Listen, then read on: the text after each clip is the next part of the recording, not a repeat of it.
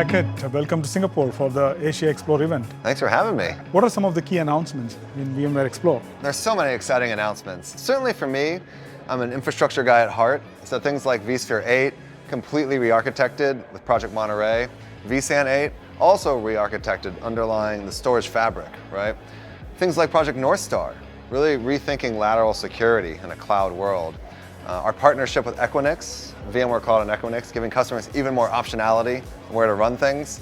HPE GreenLake, I mean, the list goes on and on. And from a customer perspective in APJ, again, with my customer background, for me, top in the list is Arya. Okay. Because it's around managing complexity and helping customers to move workloads wherever it needs to. So Arya is definitely top in the list.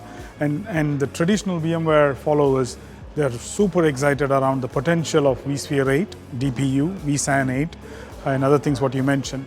The other thing which I also specifically received feedback over the last couple of days is from our applications community, the clarity in messaging this time from VMware around TAP and TKO.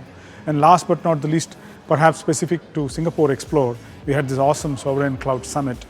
And so across the board in the ecosystem, people see a lot of value, a lot of expectations in that specific set of solutions from VMware. You know, the other thing that we covered is all around energy. Yep. And what we're doing to help customers navigate both the upcoming energy crisis that people are worrying about over this winter, but also for the longer term energy challenges.